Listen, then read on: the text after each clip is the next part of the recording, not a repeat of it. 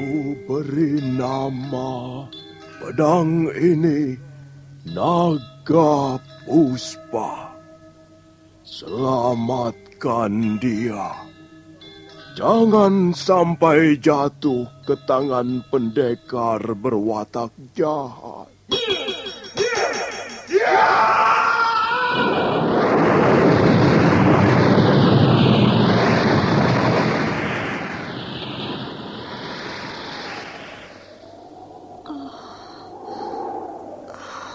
Kakang Kamandanu, kau masih juga tidak percaya bahwa aku mencintaimu. Mesin, maafkan aku, Mesin. Mesin. Mesin!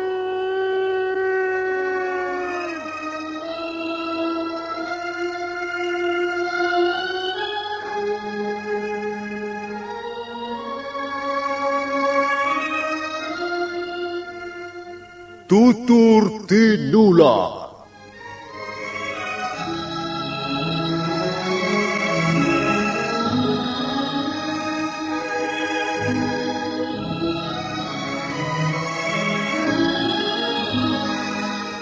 Sebuah sandiwara radio serial, produksi Sanggar Cerita dan teater Sanggar Prativi. Sebuah kisah dengan latar belakang sejarah runtuhnya Singasari dan berdirinya Kerajaan Majapahit.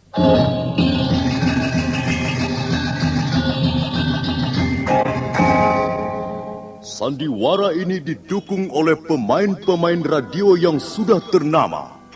Ferry Fadli, Ivone Rose, dan Eli Ermawati.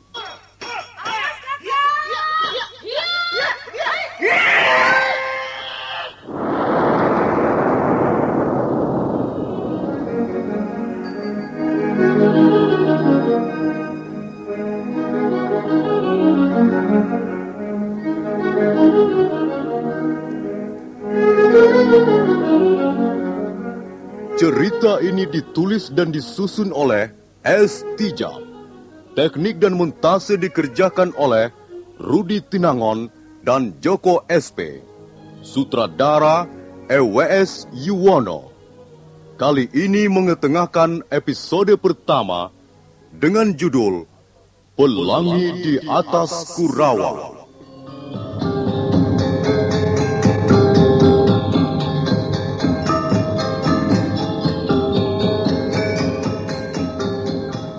Dalam seri yang keempat ini, didukung oleh para pemain, Hari Aki sebagai Empu Hanggareksa, Wenda Lubis sebagai Wirot, Asdi Suhastra sebagai Empu Ranubaya, Iwan sebagai Prana Raja, Benny sebagai Jarawaha, Wawan Gewe sebagai Ganggadara, M. Abud sebagai Arya Dwi Pangga, Ferry Fadli sebagai Arya Kamandanu, Eli Panca sebagai Nyi Rongkot, dan Nusri pembawa cerita. Selamat menikmati.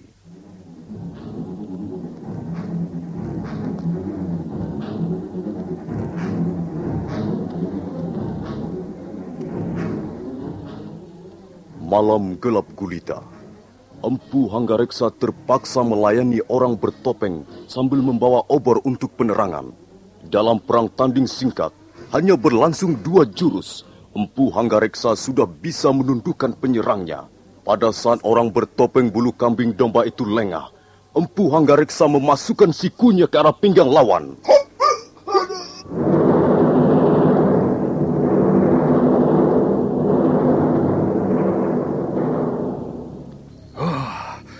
Ternyata kau hantu gadungan.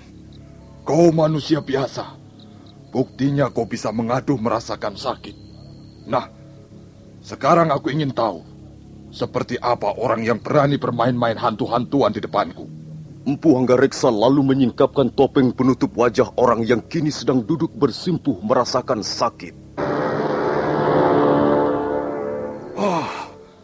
Hai, kau Wirot? Huh? Iya, Tuan Hanggareksa. Saya Wirot. Lalu apa maksudmu bermain hantu-hantuan begini? Untung aku tidak bertindak terlalu keras padamu, Wirot.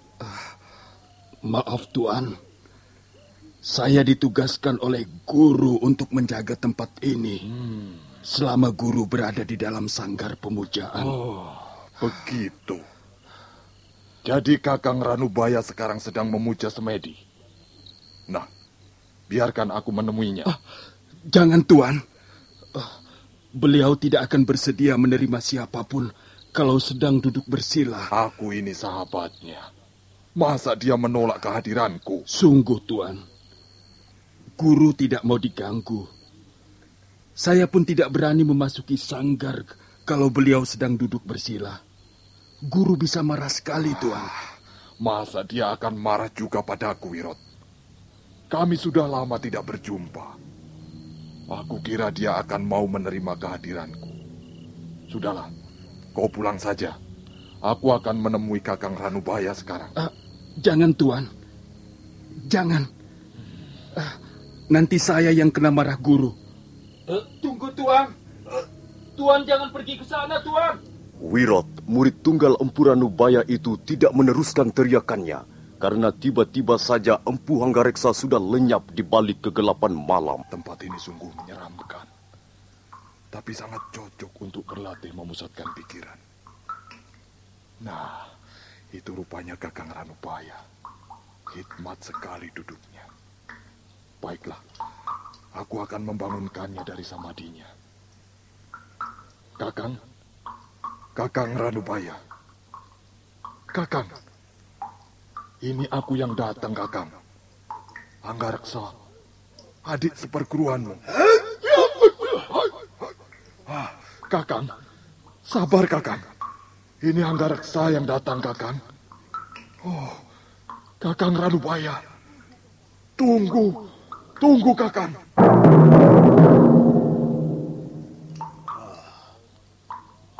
Apa kau manusia atau setan gentayangan yang suka menggoda orang duduk bersila? Aku ini Hanggareksa, Kakang. Bukan nama yang kutanyakan. Tapi sikapmu yang tidak beradab itulah yang kusesalkan. Maafkan aku, Kakang Ranubaya. Aku ada keperluan yang sangat penting denganmu, Kakang. Keperluan apa? Nanti akan kujelaskan sebaik-baiknya. Kau telah mengganggu aku. Kau seperti setan gentayangan saja. Duduklah. Terima kasih, Kakang.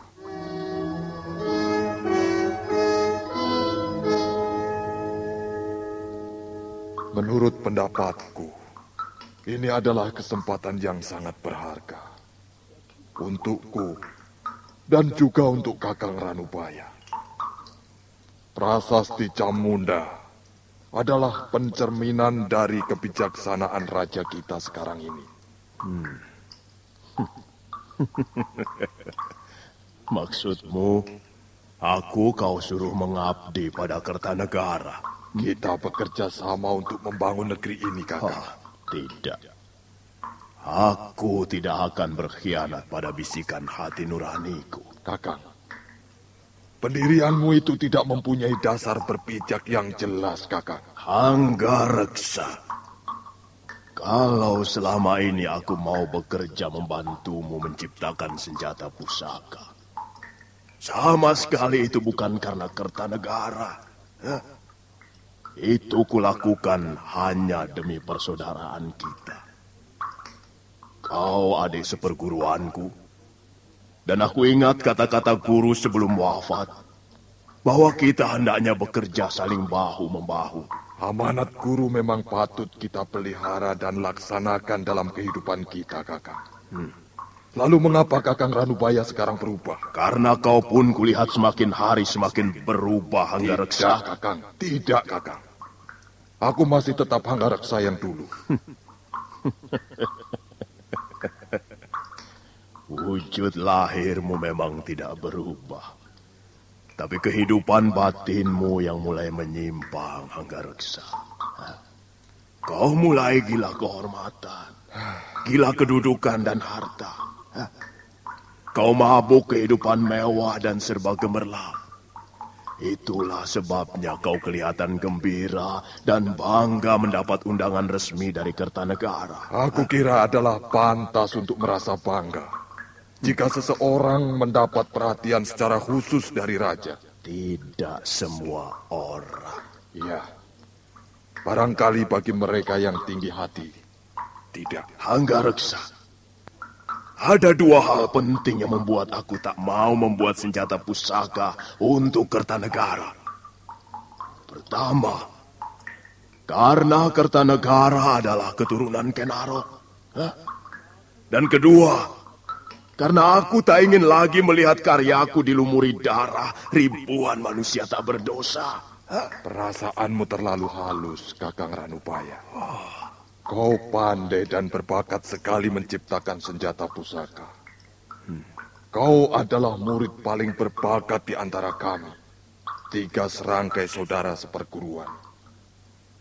Tapi sayang sekali, watakmu terlalu keras dan mudah patah. Aku tidak mau dipaksa melakukan sesuatu yang tak kuinginkan, Hanggareksa. Sekalipun itu untuk keberhasilan, untuk mengabdi pada negara dan orang banyak. Hanggareksa, ukuran keberhasilan bagi orang yang satu dan yang lain tidak sama. Demikian pula cara mengabdi pada negara dan masyarakat.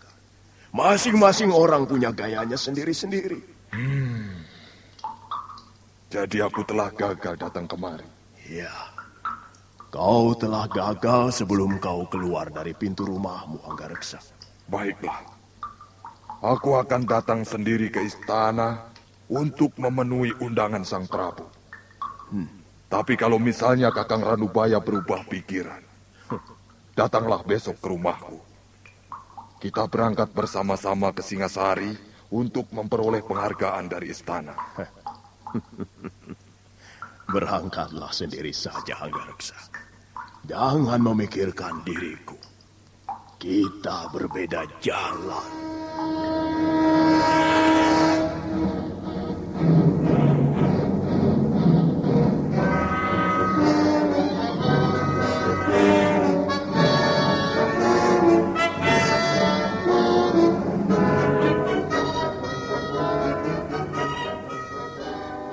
Ayah memanggil kami berdua. Iya, Dwi Pangga dan kau Kamandanu. Aku akan pergi ke Singasari bersama tuan-tuan ini. Selama aku pergi, kalian menjaga rumah. Baik, Ayah. Sebelum aku kembali, kalian jangan pergi jauh-jauh. Baik, Ayah. Bagaimana Tuan Pranaraja? Kita berangkat sekarang? Begitu lebih baik, Tuan Hanggareksa. Kita bisa segera tiba di Singasari.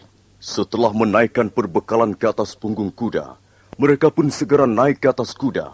Dan sebentar kemudian, mereka berempat berangkat meninggalkan desa Kurawan.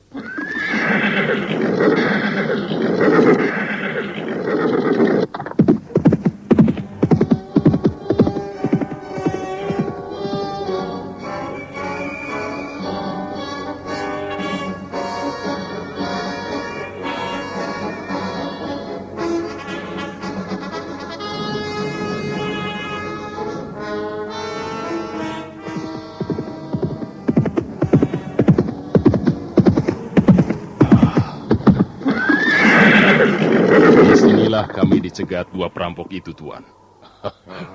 Iya. Lihat saja, pohon itu masih melintang di tengah jalan. Benar, Tuan. Pohon itu sengaja dirobohkan untuk menghalangi jalan kami, Tuan. Jaran Lecong dan Jaran Bangkal. Iya, itulah nama mereka, Tuan. Iya. Kemudian datang lagi 2 orang yang juga belum kami kenal. Mereka laki-laki dan perempuan. Mereka mengaku bernama Empu Bajil dan Dewi Sampi. Bagaimana dengan logat bicara mereka? Ya, sepertinya bukan logat bicara daerah di sekitar sini, Tuan. Iya, bicaranya agak kaku, seperti logat bicara orang dari daerah Gelang-Gelang. Iya. Akhir-akhir ini memang banyak orang dari Gelang-Gelang berkeliaran keluar masuk desa. Ya, kita tidak usah khawatir karena pemerintah Singasari selalu waspada. Apakah ada yang berdiri di belakang mereka itu, Tuan? Tuanku Lembu Sora mencurigai Raja Gelang-Gelang sendiri. Jayakatwang? Ya, Raja bawahan Singasari itu memang agak mencurigakan. Tapi semua itu tentu saja belum ada bukti yang bisa dipertanggungjawabkan. Dengan begitu, pemerintah Singasari belum berani bertindak terlalu jauh. Ya, kalau memang Jayakatwang mau membuat kekacauan dengan orang-orangnya, bisa terjadi pertumpahan darah sesama saudara. Bukankah Jayakatwang itu masih besan Prabu Kertanegara sendiri? Benar, Tuan. Arda Raja, putra Jayakatwang, telah memperistri salah seorang putri sang Prabu. Bukan hanya besan Kakang Jarawaha. Prabu Kertanegara itu putra Prabu Seminingrat atau Ranggawuni. Nah, adik sang Prabu Kertanegara yang bernama Nararya Turuk Bali dipersunting Jayakatwang. Jadi di samping besan, sebenarnya Jayakatwang masih adik ipar sang Prabu Kertanegara sendiri. Iya. Karena itu sang Prabu sama sekali tidak percaya mengenai desas-desus bahwa Jayakatwang berdiri di belakang kerusuhan yang melanda Singasari dan sekitarnya. Sang Prabu malah mencurigai negara-negara taklukan seperti Kerajaan Sunda atau Madura. Bahkan sang Prabu memerintahkan agar kita semua waspada terhadap 2 orang pembesar istana yang telah diberhentikan. Maksudku Arya Wiraraja atau Banyakwide dan Sang Ramapati. Tapi mungkin juga 2 orang itu menjadi biang keladinya karena sakit hati. Baiklah. Mari kita teruskan perjalanan, Tuan. Saya kira kita tidak perlu menginap di Jasundungkal. Kita bisa terus berkuda sampai Rabut Jarat dan menginap di desa kecil itu. Mari, Tuan Pranaraja. Tak baik kita terlalu lama berada di tempat ini.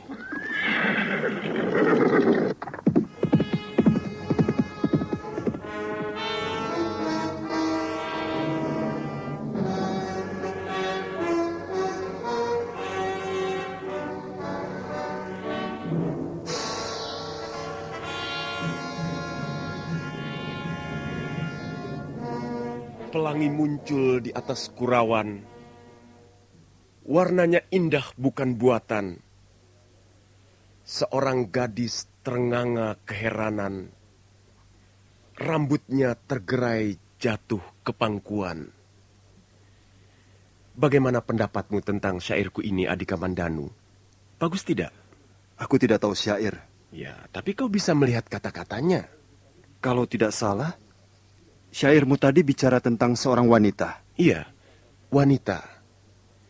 Wanita bagiku adalah sumber ilham untuk berbuat sesuatu. Tanpa wanita, dunia ini akan terasa seperti samudera tanpa gelombang. Nah, aku mempunyai satu bait lagi. Coba dengarkan. Bulan tersembul di sela-sela rumput. Terdengar rengek bocah minta susu. Angin membelai daun-daunan. Dan malam terasa semakin sunyi. Syairmu yang ini agak lain, Kakang. Aku mendengar suara rintihan yang panjang sekali. Iya, dan rintihan itu akan semakin panjang bila kita ditinggal pergi lama oleh kekasih yang kita cintai. Kau sudah pernah jatuh cinta, Adhika Mandanu? Belum. Tapi kuperhatikan sekarang kau banyak berubah. Tidak seperti dulu lagi. Kau banyak menyendiri dan kurang menyukai keramaian. Itu sudah menjadi sifatku, Kakang. Kakang Dwi Pangga saja yang kurang jeli. Hingga baru melihat sekarang. Jangan begitu. Kau takut aku merebut gadismu? Aku tidak mempunyai gadis, Kakang. Kau ini aneh, Kamandanu. Sepertinya kau tidak mempunyai kegairahan apa-apa. Kau punya cita-cita dalam hidup ini? Entahlah. Kau harus banyak membaca ilmu pengetahuan seperti aku ini, Adhika Mandanu. belajarlah menekuni sastra. Pasti suatu saat kau akan bangkit dan merasa alangkah indahnya hidup ini. Aku merasa tidak punya bakat di bidang seni sastra, Kakang. Almarhum ibu adalah penulis sastra yang diakui oleh pemerintah Singasari di zaman Prabu Ranggawuni. Banyak tulisan beliau dipuji oleh kalangan istana. Dan bahkan, ibu pernah mendapat tanda penghargaan. Oh, bukankah ini pedang pemberian ayah dulu, Kakang? Iya, itu pedang hadiah ayah pada saat ulang tahunku yang ke-18 dulu. Sepertinya Kakang tidak pernah menyentuh pedang ini. Aku tidak membutuhkan benda itu, Kamandanu. Maka ku biarkan saja tergantung di dinding ruangan tidurku. Kakang tidak tertarik sama sekali pada benda pusaka? Benda pusaka tidak bisa menaklukkan hati seorang wanita. Dengan pedang di tanganmu seperti itu, kau seperti seorang pendekar pilih tanding, Kamandanu.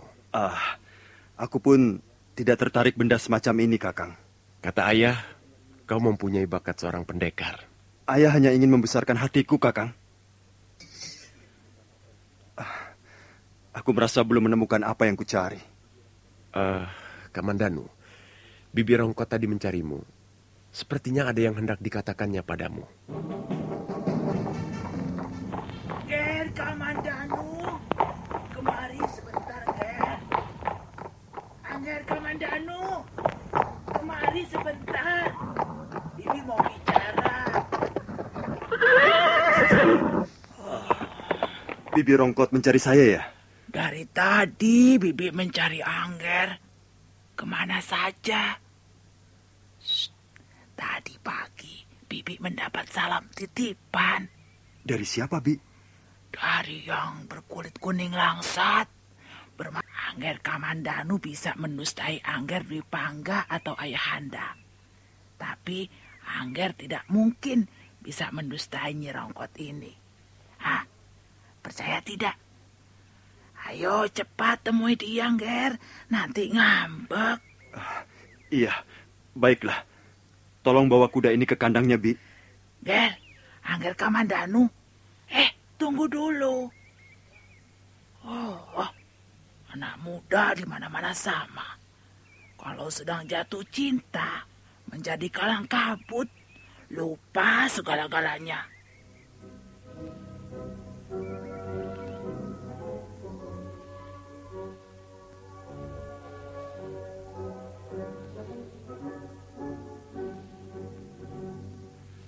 Bibi telah menipu aku.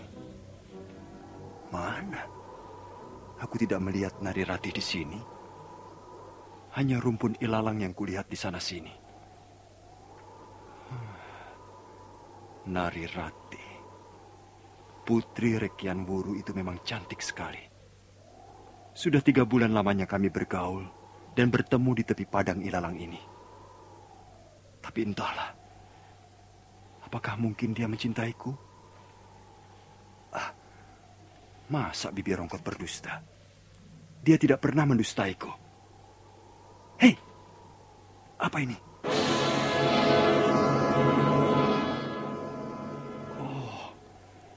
Sepertinya aku kenal benda ini. Tusuk konde yang biasa dikenakan Nari Ratih untuk mengancing uraian rambutnya yang hitam dan panjang. Tapi mengapa tusuk konde ini tergeletak di sela-sela daun ilalang? Jangan-jangan telah terjadi sesuatu atas diri gadis itu.